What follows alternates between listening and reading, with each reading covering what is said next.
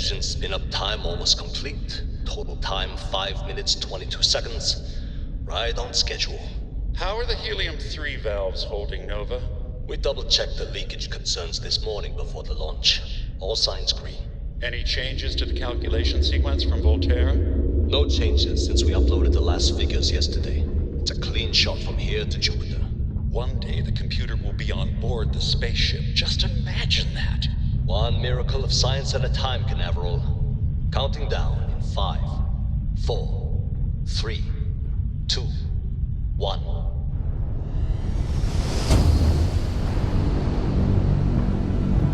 Canaveral, are you reading? All clear, Nova. Indicators look good. The ship should be cruising Jupiter's orbit right now. Visual confirmation will be possible in 32 minutes. Afraid the speed of light is on the slow side these days. How does it feel to break the laws of physics, Canaveral? We're all pretty excited down here in NASA, I won't lie. Excited enough to tell me where you got the original data? Not in a million years. Than the greatest. I know that's grammatically impossible, but somehow you managed to do it.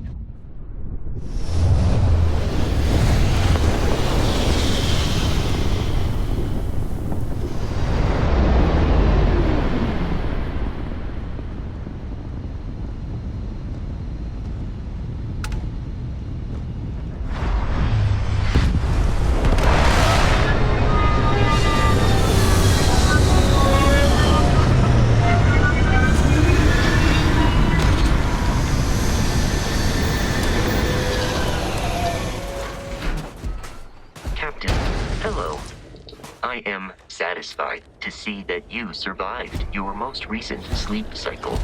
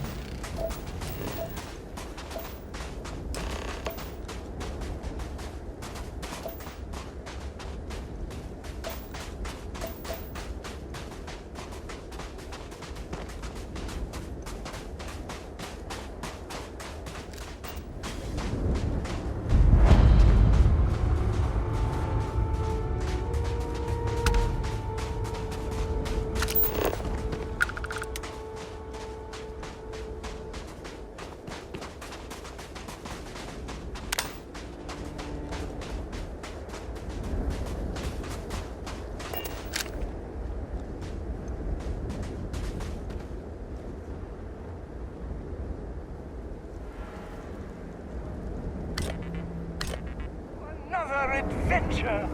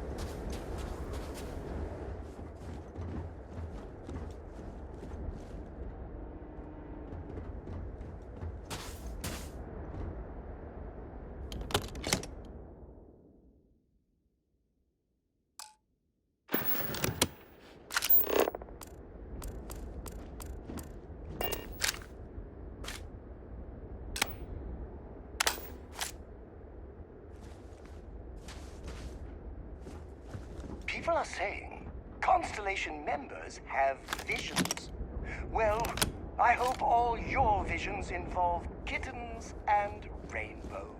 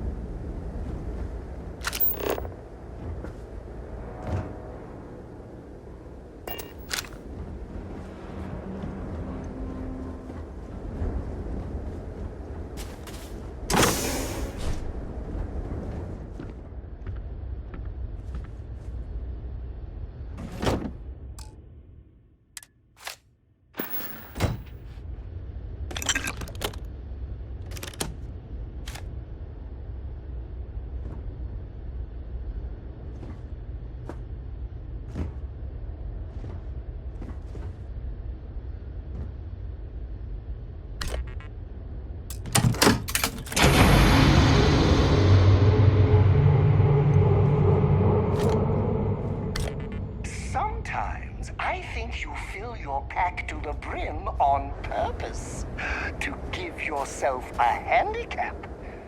I saw it in a movie once.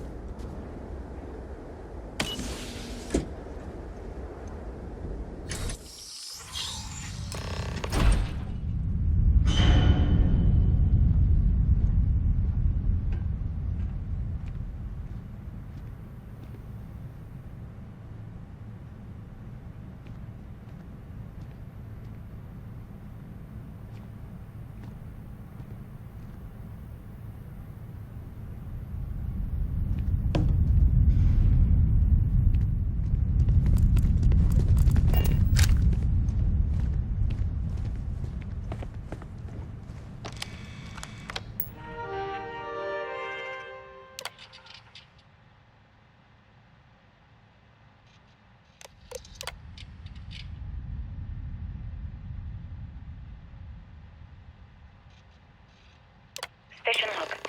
Dr. Judith Tatien. The recent delivery from Mars is unsettling. I was expecting rock samples or maybe fossils of microbial life. Instead, Dr. Victor Isa comes with 2 members of the military. Everything they've brought back is under wraps. What could a theoretical physicist need with a sample from Mars?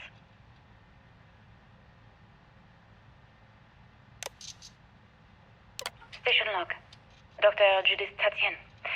I've been trying to cozy up to Dr. Isa, Victor, to see what is going on.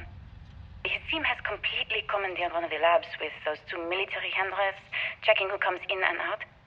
I I joked that maybe he found a little gray man and was doing an autopsy, and he grew very pale. 2 days later, he sends me a request asking for more information on my background in materials science, metallurgical engineering. Oh, we have a meeting tomorrow. I think I'm being invited into the lab. Station log. Dr. Judith Tatien. I have never been so nervous since I defended my dissertation. 4 hours talking to Victor and his team about theoretical metals, atomic bonding, even a half-hour divergence into magnetism that I'm pretty sure was to throw me off the trail of what we were actually talking about. Then, I got to see the lab. I don't know how much I should say, but the periodic table just got thrown out the window.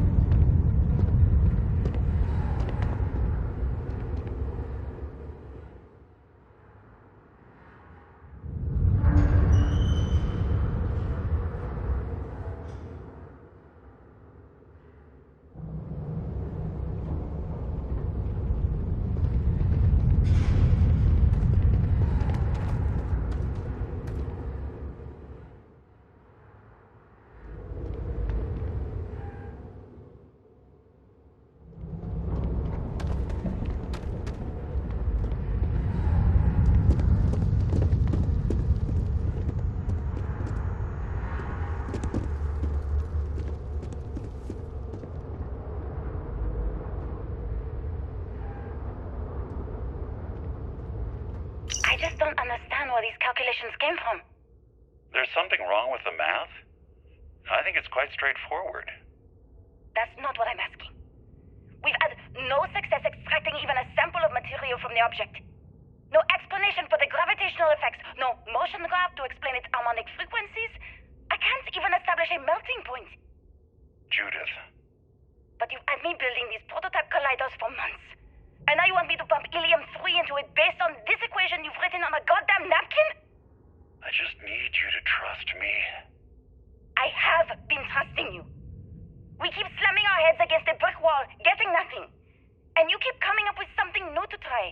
Like, you know what's going to happen. Where are you getting your information, Victor? I'm sorry, Judith. Look, not here, okay? Somewhere off base. I'll tell you everything. But I'm not lying, okay? We're going to discover something important here. I promise.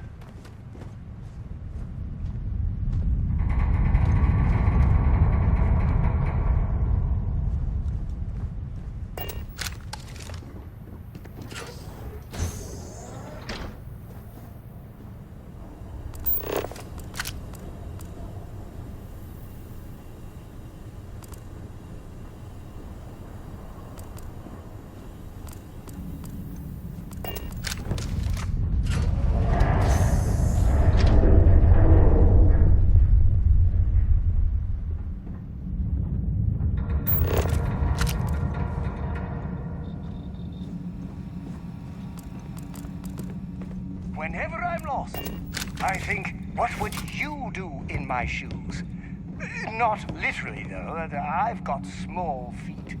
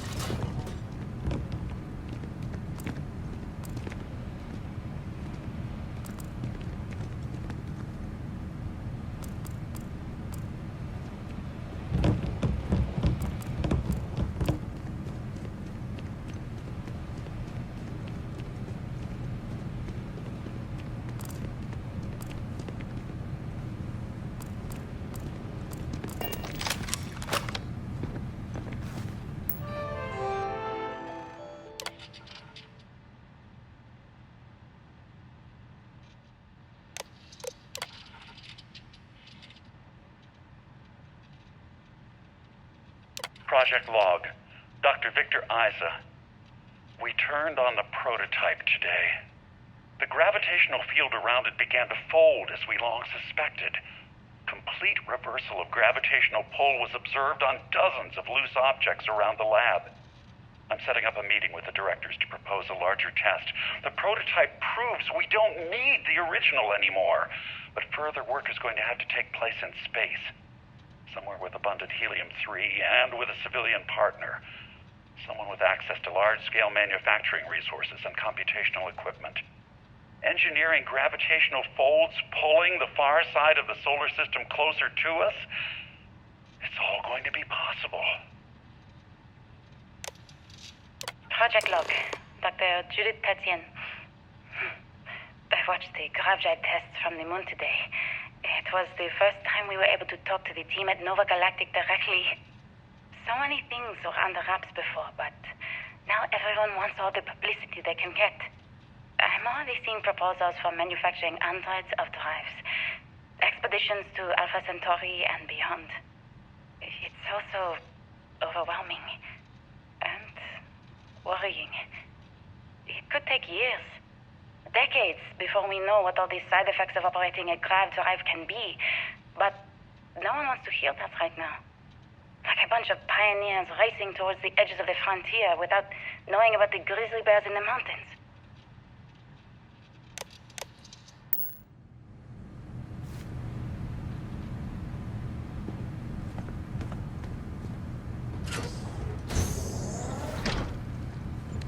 Saving the galaxy. Saving the universe.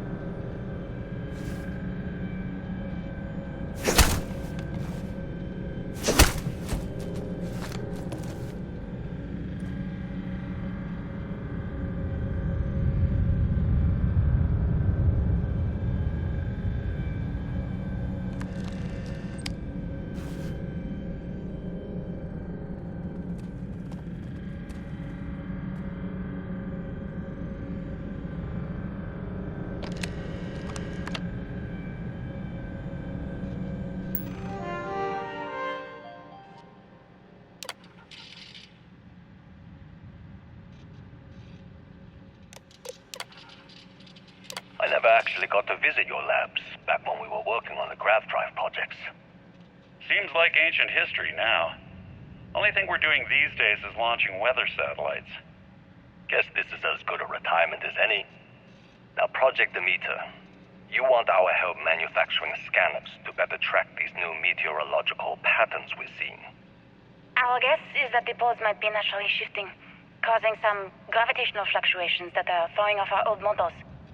Why do you need the scanning tolerances to be so small? What are you trying to find? I just want to be sure. It's not like we're doing much these days anyway.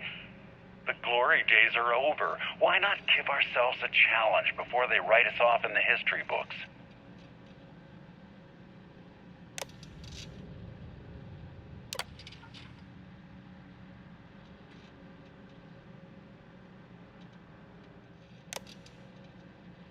I know what I'm seeing, Victor. The data coming back from the satellites is very clear. It's the grav drives. All those jumps from the moon. At this rate, Earth's atmosphere is going to start sputtering out into space. Can the drives be fixed? I'm working on some designs that should discreetly solve the problem, under the guise of an emergency update to the fueling pumps. We're talking about the end of Earth, and you're trying to be subtle about it. Judith, the last thing we need is people losing faith in grav drive technology. That might be our only option. To what? Are you seriously saying we should abandon Earth? The timeline is under 50 years. A blink of an eye for a planet, but more than enough time for a human exodus. And what do we tell people? We say it's an act of God, one that science has found a solution for. Time for humanity to take its place in the stars. You knew, didn't you? You lied to me. All this time, I dedicated my life to this discovery, Victor. And you knew we were going to kill off our planet? You haven't seen the future I've seen. There's an infinite expanse of promise out there. A meteor could hit Earth, a plague, another world war. Colonizing other galaxies secures humanity's future for all coming generations, across all time. At the expense of our home. Stop it, both of you. All that matters is building enough ships to get everyone off this planet. And we need to start now. I'll draft up a statement. We'll need to address the entire international community. I'm sorry, Judith. There isn't a planet in this universe that will be far enough away from you, Victor. We are never speaking again after this is over. My name is Dr. Victor Isa. And if you're listening to this, then you probably already know the truth. I was young when I first headed the retrieval team of an odd gravitational anomaly on Mars. But I kept what really happened that day hidden from everyone except one other person. Even she didn't believe me at first. But I have no reason to lie to anyone now, so I hope you'll accept this confession, whoever you are. When I touched the anomaly, I experienced 12 days of lost time. I met myself. He told me everything that has since come true. The grav drive equations, the tests on the moon, Earth's atmosphere sputtering away because of what we had done. But he also told me about a city thriving on a planet orbiting a distant star. Human culture, art, music, lifestyles evolving and shining brightly across all of space. What price would I be willing to pay for that future? Maybe you don't believe me. Maybe Judith was right and I'm just a coward who wants to believe his mistakes were justified. But everyone has forgotten about the real origins of the grav drive, this artifact from Mars. I hope you make better use of it than I did.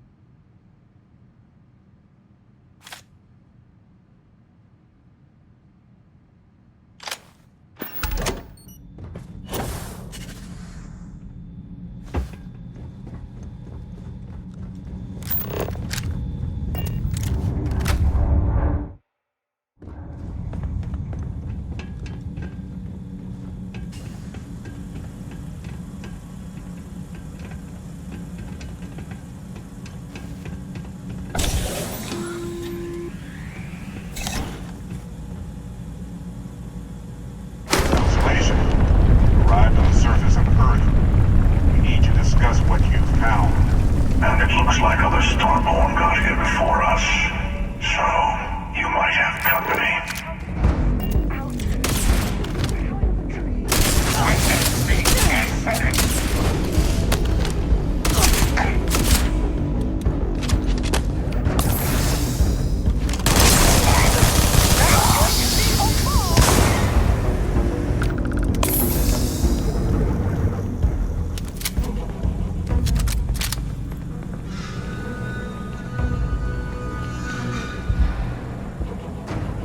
If you have any orders, I'm ready. Yes! Take all my things!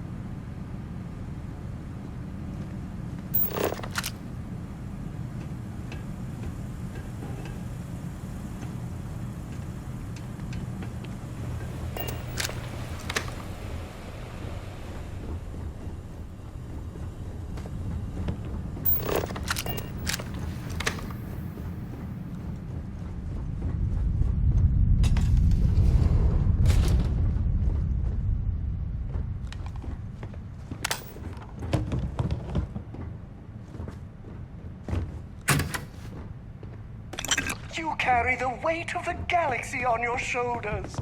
I stand here in awe.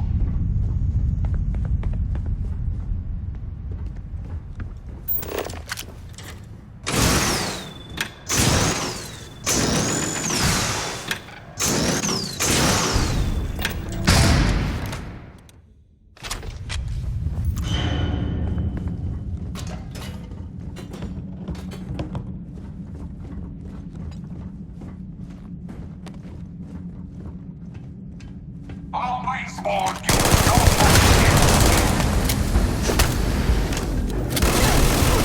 you have strained my patience.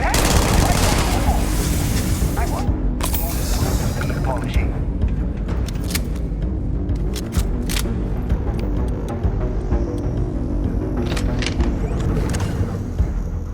I thought I heard.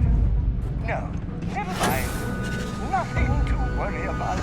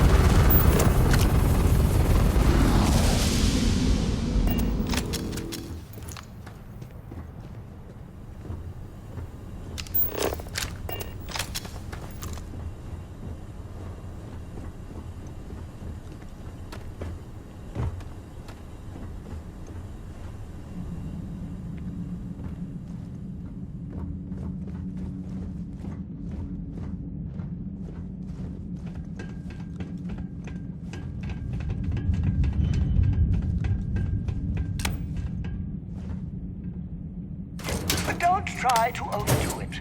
I know you can, because you can do anything. But it's good to make your subordinates feel useful.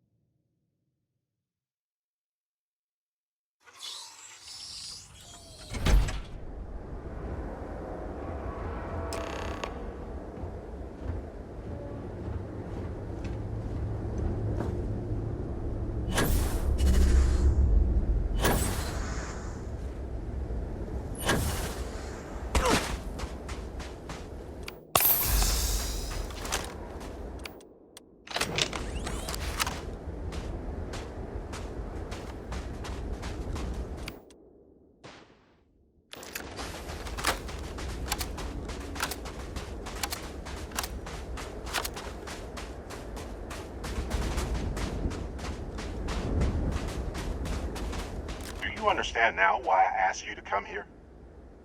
The artifacts unlock the secret of interstellar travel. at the cost of Earth. An easy trade, honestly. Why have one world when you can have all the settled systems?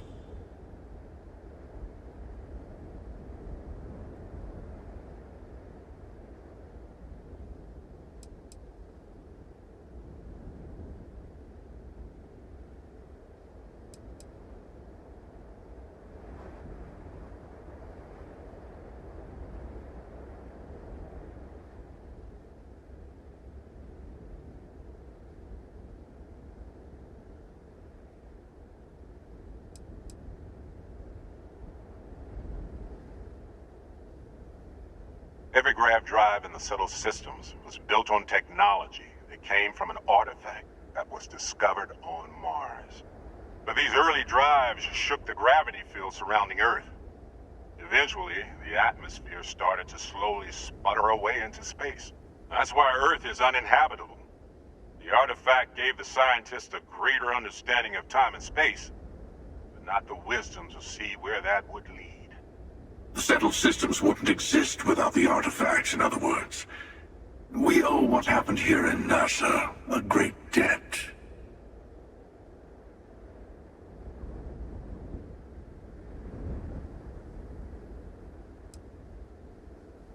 Don't you see? The power of the artifact forced humanity to the stars. They didn't get to make a choice. How many would have chosen Earth? And what gave Victor Isa the right to choose for them? You see the hypocrisy in what the emissary is saying, right? They don't want to rob people of their free will, but then they steal the artifacts for themselves. In the wrong hands, the power of the artifacts can make anyone a tyrant. That's why we watch over them. The only thing you're watching out for is yourself.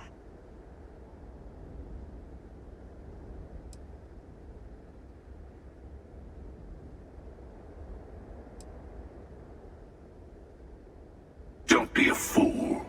The emissary and I may have our differences, but you do not want to give us a common enemy. For once, he's right. Don't do this. We can collect the final pieces together.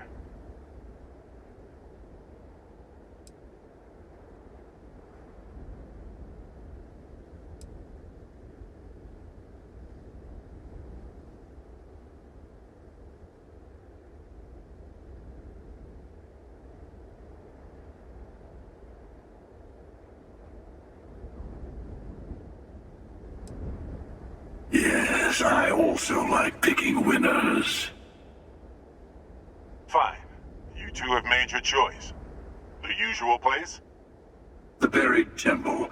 Oh yes, we'll be there. I'm sorry it's come to this. You and I better have a chat. Talk through the next steps. I have a little favor I want to ask you, too.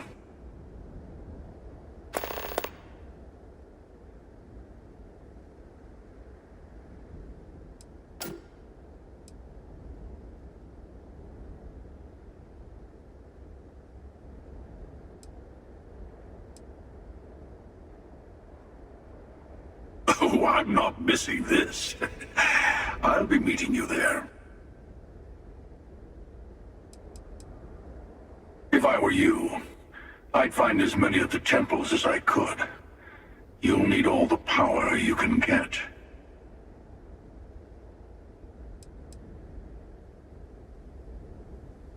No, this is how it works. Trust me.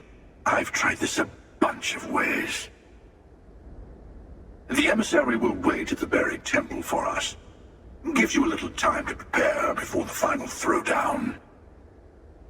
And for our part, we wait to kill them until we get there.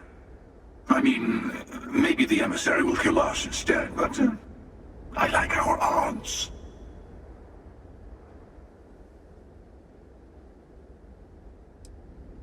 Oh, it's a little playground where Starborn like to fight over the last artifact before going to the Unity. You'll like it. It's got everything. Keeper Aquilus, my illustrious counterpart. He's a loose end that needs tying.